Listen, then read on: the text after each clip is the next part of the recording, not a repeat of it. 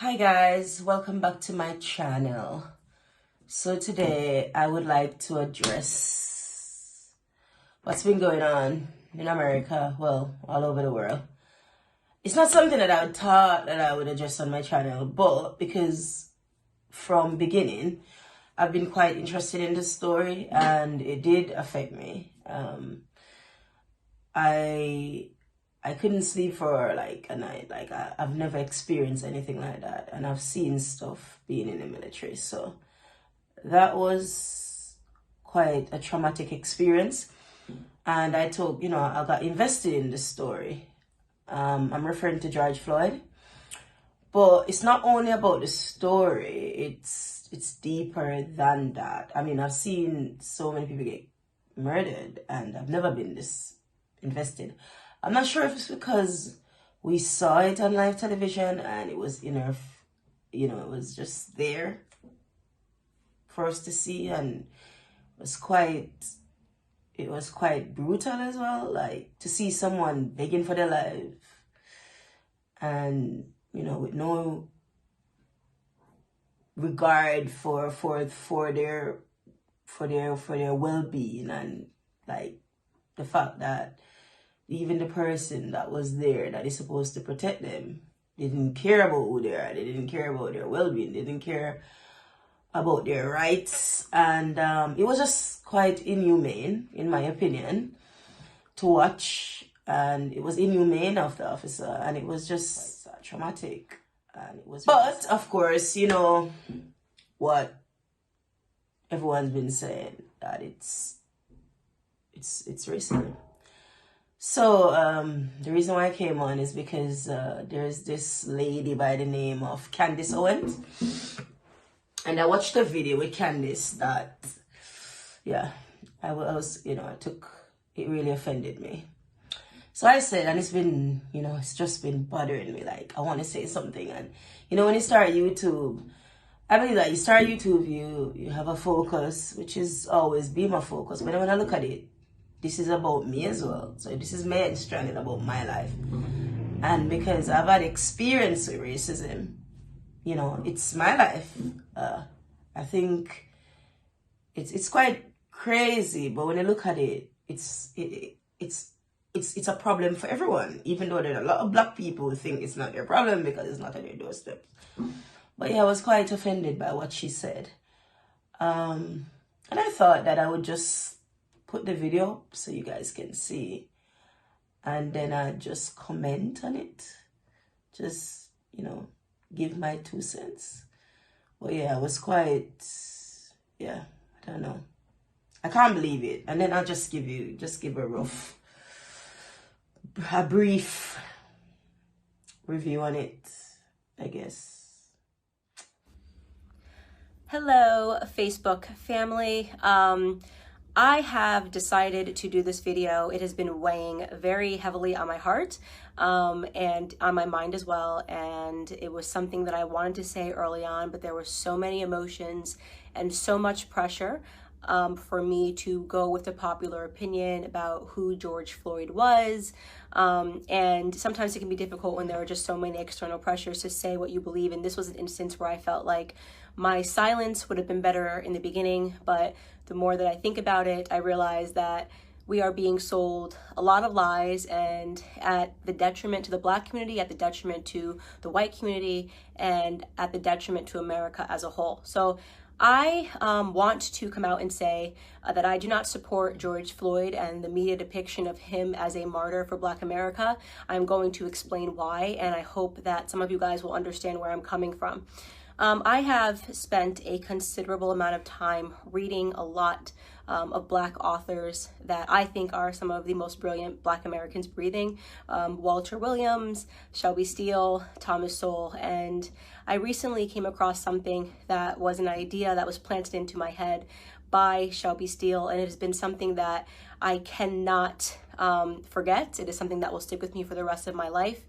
And it is something that I hope for the Black Americans that are watching will stick with you for the rest of your life. Shelby Steele said that the Black community is unique from other communities. Our culture is unique from other communities because we are the only community that caters to the bottom denominator of our society. Now, let me explain what that means. It means to say that not every Black American is a criminal, not every Black American is committing crimes, but we are unique in that we are the only people that fight and scream and demand support and justice for the people in our community that are up to no good. You would be hard pressed to find, a Jewish person who has spent 5 stints in prison, who commits a crime and dies while committing a crime, and that the Jewish people champion and demand justice for. You will be hard pressed to find this in white America. You'll be hard pressed to find this even in Latino America. If there is a person that is spent multiple times in prison, you are not going to see a bunch of Latinos coming out demanding justice for this person, even if, and I want to be very clear, what I'm saying is not any defense for Derek Chauvin. I hope Derek Chauvin gets the justice that he deserves to be, implemented upon him, and that the family of George Floyd deserves justice for the way that he died. But I also am not going to accept the narrative that this is the best the Black community has to offer. For whatever reason, it has become fashionable over the last 5 or 6 years for us to turn criminals into heroes overnight. And it is something that I find to be despicable, and it is something that I refuse to stand by any longer, and I am not going to play a part in it, no matter how much pressure comes from Black liberals and Black conservatives as some token of people wanting you to believe that this is the only way you can be Black, is you have to say this was wrong and that this person was amazing. I won't do that. George Floyd was not an amazing person, and as soon as this video hit the internet, I did just basic searches. Everyone jumped on it and was looking at the police officer, and everyone agrees that the police officer was wrong, and the police officer has been arrested. So that is not the reason I'm not discussing that, is because that is not something that has been misconstrued in the media. He has been turned into the devil that he is, and there is no reason for us to harp on that any longer, because white Americans are not uplifting Derek Chauvin as a victim or pretending that he's an amazing human being. But George Floyd is being uplifted as an amazing human being. For those of you who have not yet seen the clips and did not pursue or wait for more clips to come out, first and foremost, George Floyd at the time of his arrest was high on fentanyl, and he was high on methamphetamine. This came back in both of his autopsy reports. If you pursue the 911 transcript, you can see the person describing somebody who is out of their mind high, and which is what made the person fearful, because he tried to use a bill that I guess was a fake bill to purchase something, and then he was outside acting weird, and they, in their police call, said that this person was obviously distorted and on drugs. When he is put into handcuffs and is put against the wall, a baggie of what looks to be like cocaine or it's a white baggie that he drops onto the floor that you can see in an image. If you look up the clip, the media is refusing to circulate it. You can find it on Twitter. If you use DuckDuckGo and look up George Floyd baggie, you can watch the clip yourself with your own eyes. He had drugs on him at the time of his arrest. Now, barring all of that, nobody thinks that he should have died during this arrest, but what I find despicable to be is that everyone is pretending that this man lived a heroic lifestyle when he didn't, and I want to talk about what his lifestyle was leading up to this moment, and why I refuse to accept the narrative that this person is a martyr or should be lifted up in the Black community, and that we should be buying t-shirts with his name on it, okay? So here we have, first and foremost, let's start from the bottom of his record. And by the way, I am not saying that if you have a record, you don't deserve a second chance. I think people get arrested, and some people can serve time in prison, and I believe in second chances, but I do draw the line when it comes to second, third, fourth, fifth, sixth, seventh, eighth, and ninth chances. 1998, he spent 10 months in prison for theft with a firearm. That was the first prison stint that I could find on him. In 2002, he spent 8 months in prison for a cocaine offense. In 2004, just 2 years later, he spent another 10 months in prison for a cocaine offense. In 2005, he spent another 10 months in prison for having less than 1 gram of cocaine on him again. In 2007, and this was the biggest instant that I had that made me realize this was a horrible human being that I am not going to pretend was a good person. In 2005, a woman who was pregnant received a knock at the door, and she went to the door, and the person pretended to be someone that worked for the water department. So she opened her door and quickly realized that the person at her door did not work for the water department and attempted to slam it.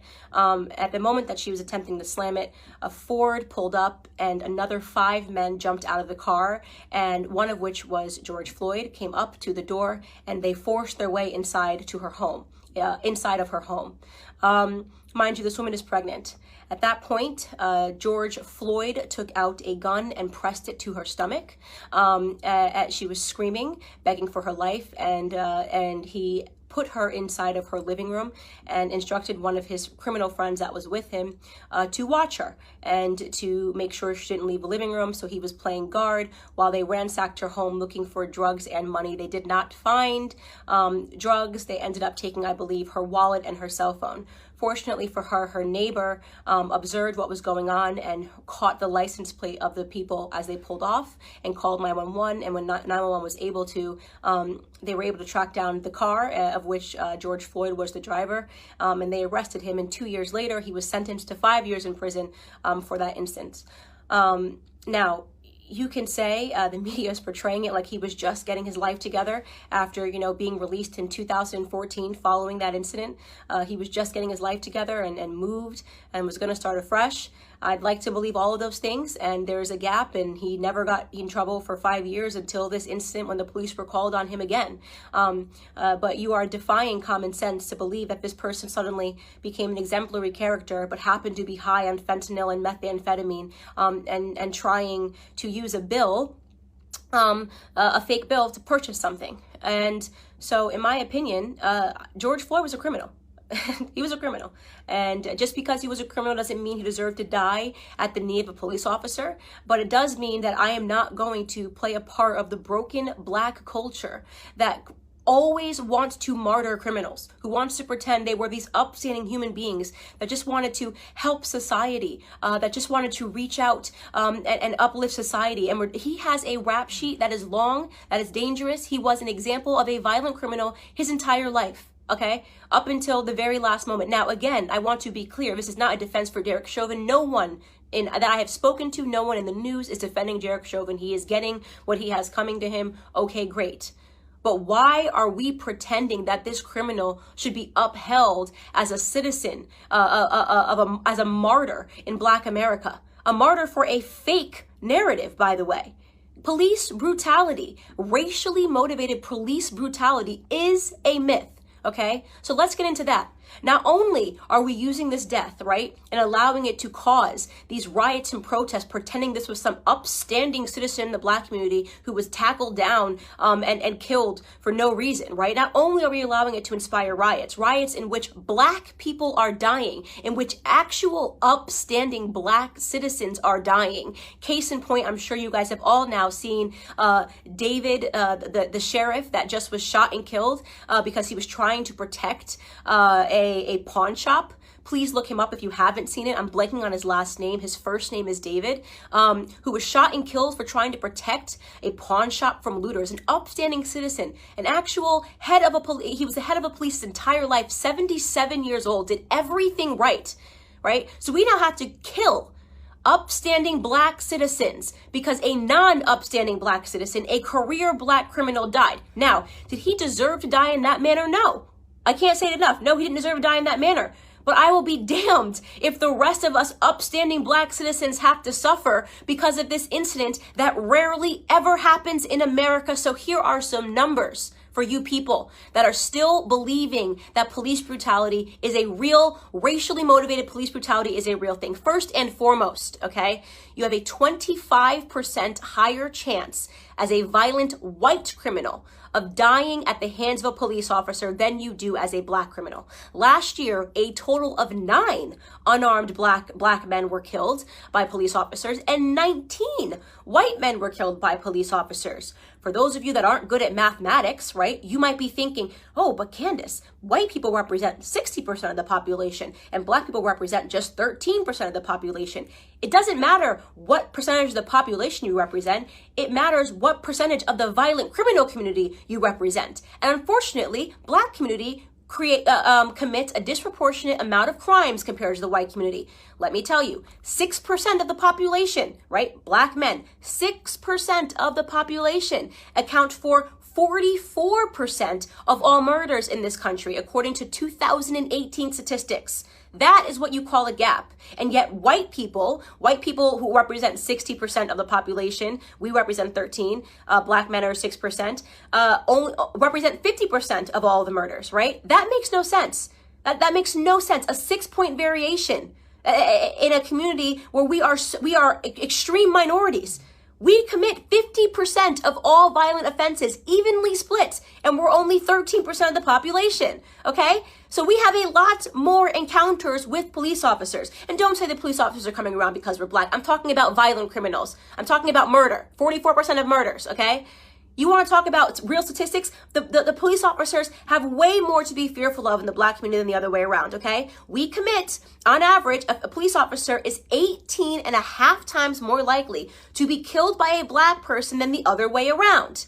Okay, so this entire narrative is complete smoke and mirrors. It's all made up. It's just election fodder. It's white versus black because it's an election year, not because black Americans are suffering at the hands of police officers more than white Americans. Do some police officers do the wrong thing? Yes. I don't think there's anybody in the world who has not encountered a police officer and thought this person is an absolute jerk who is power tripping, whether you are black or white. We know they exist. And we know they're always going to exist, by the way, because they're human beings. And sometimes human beings suck. In fact, if you want to attack a community for accidental slayings or brutality, did you know that doctors accidentally kill 250,000 people every year because of mistakes? Did you know that there's been doctors that have been arrested for being serial killers that just were killing people because they wanted to? Do we protest and boycott doctors? Do we assume all doctors are horrible human beings because some doctors are? Or do we realize that society is not perfectible? People suck in every profession. It is no excuse to paint society with a broad brush. It is certainly no excuse to accept a Democrat narrative, okay, that black people are being disproportionately hunted down by police officers because of the color of their skin. You want to know the best way to avoid not being brutalized by a police officer is to limit the amount of encounters you need to have with them, especially when it comes to violent crimes. Okay? I am not going to stand for this continual bottom-feeding narrative of us martyring people that have had 5, 6, 7 stints in prison and then pretending they were upstanding heroes to our community. It's bullshit. It's bullshit. Excuse my language. It's absolute bullshit, and I'm tired of it. I'm tired of having to play pretend. I'm tired of sitting here and being called a coon or an Uncle Tom because I won't play this bottom-feeding game with you. If you want to hang up posters of criminals on your wall and talk about them as your martyrs, do it. Do it. You can do it. Kobe Bryant was my idol, okay? I'll keep a photo of Kobe Bryant. You can keep one of George Floyd and pretend he was an upstanding human being that just once or twice put a gun across a pregnant woman's belly. Could you imagine that woman right now? That black woman, by the way? Right? Watching everybody pretend this person was an upstanding human being who just at the age of 42 and 5 prison stints was going to get his life together. I mean, it's embarrassing. We are embarrassing in that regard, right? This is why we have a cycle and a toxic culture, because nobody wants to tell the truth in Black America. It's so easy to be a victim. It's so easy to ask white people to bow down and apologize and do all these things for us. It's crap. It's crap. It's a lie. It's a farce.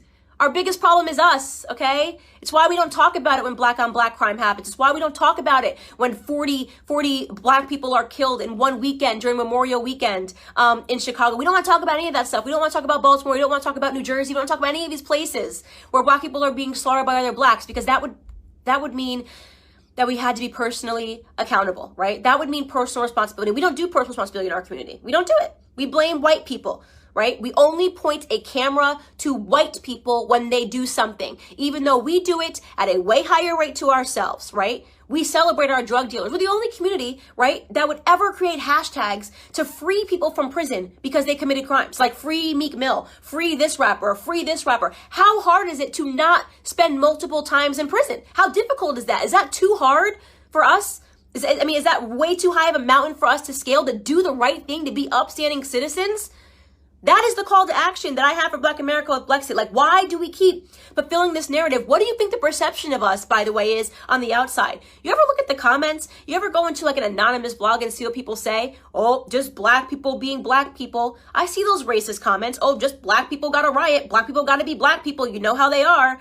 Oh, just Black people being ignorant. That is the perception. When people get to be anonymous and talk about us, that's what they think about us, right? They think that we are the kind of people that will forever uphold criminals as the martyrs of our society, that we will never take account for the things that we do wrong, right? That we don't have it within us.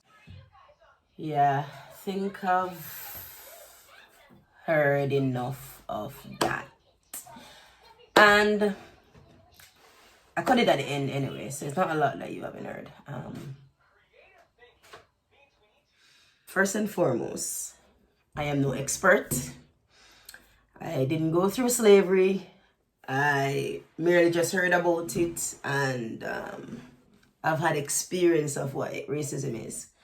But I'm no expert. I've not read all the books, stuff like that. But what I know, and this is just mere common sense. This is humanity. You don't need a lens to see that what happened was inhumane. And I, for one, am someone whom I do not condone or promote violence. I do not promote thugs. I do not promote lawlessness. I do not promote that. I believe that people should try and thrive to do the right thing. However, is this about good or is this about bad? Which is what this lady, because I'm not even going to call her name, this lady fails to understand. She's saying in one breath that she's not saying that what happened to Floyd is okay. But then she's saying, but he's no saint. No, these are just things she said. I don't know if they're true. So I'm going to say allegedly she's saying that he's a criminal. Is this really about who the man is or was? Is it about what he's done in his past or what he's done in his future? Or mainly is it about what happened and what has been happening to Black people? I'm not going to say just Black men. This is what baffles me, because clearly this lady, she's just in a different world, because in one breath she's saying, oh, it's not okay what happened to him. But then she's saying, oh, but he's no saint and you're glorifying him. And she's just missing the whole point. Because the point really is how he was dealt. It's not really about the fact that, yeah, obviously murdering him was wrong. But it's just, I think what really, really affected so many people. Because if you've noticed, this is worldwide. This is the first I've ever seen protests like this. You know, this is the first I've ever seen this magnitude of people, this multitude of people coming together. Even at work, you see, you hear people are invested in this. It's because of how cold-blooded it was. Oh my God, it was just so wrong on so many levels. And this lady fails to see that. We're not talking about what he's done. I'm not saying if he did it, it's right. It's not about that, because I'm one. I've never come out and said, oh, you know, I'm promoting this. I've never protested for no gangster. I've never protested for no thug. I've never protested for no thief. I don't believe in none of that. But let's go back to the beginning. And she talked about also about racism and that everything is not racism and stuff like that. The truth is, racism exists. I don't believe all white people are racist, or other race or other cultures. I don't believe they're all racist. But a majority, in my opinion, are racist. And it's just the fact. And it's just how it is. Are we saying that because because they're racist, we should paint everybody with the same brush? You can't paint everyone with the same brush because everyone is not racist. The same way every black person is not a thug. The same way every black female is not what you'd call it. I don't want to say the word, but is, you know, them loud-mouthed, what they'd call I don't even want to call the word on here, but you know, I just say a ghetto girl, or you know, you have so many people like myself. We're born in the inner city, but that doesn't mean we are the product of it, which means we never allowed ourselves to conform to that surrounding. So we aimed higher. That doesn't mean that those who they just became the product, or they just conformed to what was going on, they just did what was popular. It doesn't mean that you can outrightly blame them, because if you go back to psychology and slavery, the mentality, because a lot of people think, oh, we're the ones who talk about racism and it doesn't exist and it's just because we don't want to move on and all of that. But they're missing the point, because psychology suggests, because in psychology we never say proves, because things are evolving, life evolves, people are evolving, technology comes, you know, things, and then culture plays a part, and there's so many varying factors. So we never say prove, we always say based on psychological research, it suggests that once, in terms of even childhood, once you've been psychologically programmed, it is very hard to live your life in opposed to that programming. It is very hard to lead. It is very hard to lead a healthy life, because psychologically, everything that was already embedded from your childhood, you just become the product of that. And even if you think you're living a healthy life, there are different areas of your life that is affected. Like sometimes your relationships, sometimes your job, and you wonder, sometimes you're always sad, depressed, stuff like that. So what I'm saying is, this lady is missing the point, because at the end of the day, yes, we have people in the inner city or in the poorer communities that are committing crimes and so on. And then she talks about black on black crime, but then she doesn't remember, like, if she looks back on history, if you look back on history, even from slavery, so you'd have the slave master would take one of the black guys. Okay, so remember, you're hungry and you're in the sun and you're always, you just need a break. You just need a break. And then the slave master would take one of the slaves, and then the slave master would say, okay, reward that slave. Okay, so tell me if you see John, John running away. Tell me if you see Paul running away. Tell me what's going on in the field. Tell me if they're conspiring to run away. And then that one individual slave, because he's been rewarded, you understand? He's been rewarded. So obviously, you don't like the sun. And it's psychological programming. You don't like the sun, you don't like being hungry, and you want to be in the master's good books. So you start being the one to tell on the other slaves. And then that is what we said, when you hear back in history that it was blacks that helped to enslave blacks. And then we don't even understand that this is all psychological programming. And then we blame the black community. Not saying that we shouldn't take responsibility, but I'm saying as well, it's not all down to because we, black people want to be ghetto, or black people want to be thugs. And I'm just saying it's psychological. It's like when I was growing up, nobody wanted to be associated with the black girl. The blacker you are, the less likely it is for you to get a partner. And this is factual. This is not just me saying this. This is facts.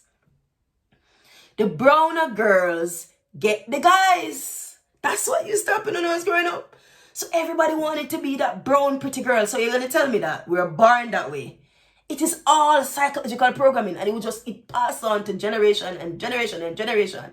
So I'm not saying that, okay, I'm not glorifying violence, but I'm just saying what needs to happen is rehabilitation. And this is why it's so important to have counseling, to help people that, are not able to a lot of us, some of us are stronger than some of us. So it's like helping those, educating people. And again, this is why knowledge is power. You know, when I was growing up, I used to always hear people say, what you don't know won't hurt you. But I've learned that is a lie. What you don't know will hurt you because knowledge is power. And when you start to learn and explore and also to travel, I've always said, I believe that every single Jamaican, especially in the inner city, the communities that has not experienced real life, that has not experienced what the world has to offer, that has just been experiencing hardship. I always believe that it will be good for everyone to experience traveling, to see the world, to see countries where food is not as expensive. You can acquire stuff. There's better opportunity. It opens up your mind. So this lady is missing the point. So going back now to what she said about people glorifying George Floyd, I don't believe that it's about glorifying him. It's because he's just that one person. Put it that way, because remember, there's so many people. But it's like because it's the first person that we actually saw on camera being murdered. Well, not really the first, because it happens to Eric. But I think it's just the way that he was murdered. I think because there are people there shouting and there are people saying, stop, stop. I think it's just the whole video. I think it's just a correlation of everything. It was just so horrible. With Eric, you saw it, but you didn't see it so vividly. I just think that, I don't know why. It goes so deeper. So you can't say in one breath that, okay, he didn't deserve that, but then you're going to say, oh, he wasn't an angel. We're not talking about that. We're talking about the way, the fact that it doesn't, yes, white men dies, but you never see a police treating a white person like a dog. I've never seen it. Somebody can tell me where to find it. But you see it constantly. You know, even if they just take George and, you know what I mean, try to get him in the car and stuff, treat him like a citizen. I've been in the military and we're taught to treat people with respect. You don't have a right to treat anyone like that. Doesn't matter who they are. Doesn't matter what you think they do. But we see this constantly. Black people, we don't get the respect. It's the truth that our white counterparts get. It is the truth. I'm not someone who promotes that, oh, we should do this and war. And no, I don't believe in that. I don't believe in looting. I don't believe in none of that. But what I do know is that it's wrong on so many levels. No one deserves to be treated the way George Floyd was treated. And this has got to stop, because it's really black people that we see get treated like this. It is the truth. We are not equal. We don't get treated equal. Many black persons can come out and tell you that even in the workplace, we do not get treated equal. It's improving a bit, because now we have the internet, now we have laws in place and stuff. But this has got to stop.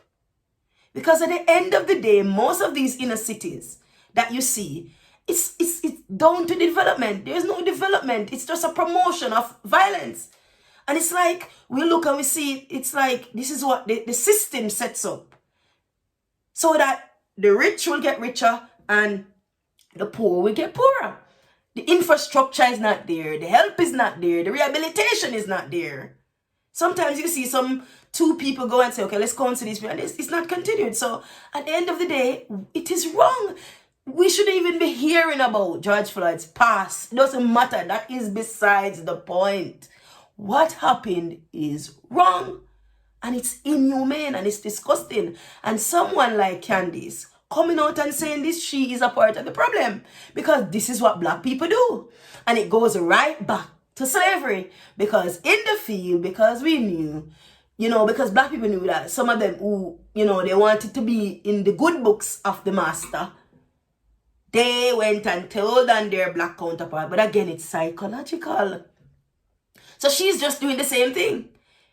You understand? Because she doesn't want to be seen, probably, just assuming that she doesn't want to be seen as maybe it's her surrounding, or that she's promoting this and she's saying white people are racist and whatever. But it's just the reality that this does not really happen to white people. Black people are treated unfairly. It is the truth. I've experienced it. We're not treated equally. And it is the truth. We're stereotyped all the time. I can tell you how many times I've gone into store. If I'm dressed a certain way, I don't get stared at. But if I go in a store and I'm not dressed up like I'm rich, you see them watching you. It's the truth. We get it every single day. And most of them, sometimes you go, if you tell them that you're from the inner city, they automatically think you have got 6 kids, or it's just the reality.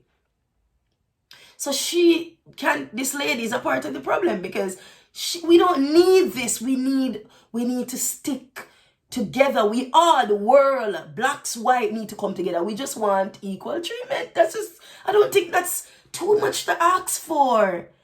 I just think you shouldn't even be asking for that. That just should be, it should be generic. It's just something that should be automatic. We just want equal treatment, and I don't see nothing wrong with asking for that. At the end of the day, what happened to George Floyd is wrong.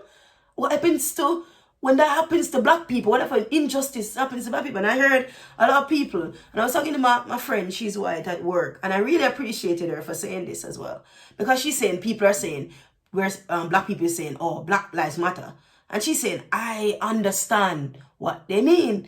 They're not saying that white lives don't matter and no other lives matter. What the Black Lives Matter means is that we don't need to say all lives matter, because everybody else's life is being mattered. Anyway, we're saying Black Lives Matter. We're saying include black people. Treat black people fairly. That's not too much to ask. And what happened to George Floyd is sad, and it's wrong. Nobody deserves to die like that. That is wrong. And that is the truth, Candace. It's just disrespectful to go and look. Lady, it's disrespectful to go and look for stuff on this man. It doesn't matter. It's besides the point. He was murdered. And what happened to him was wrong on so many levels.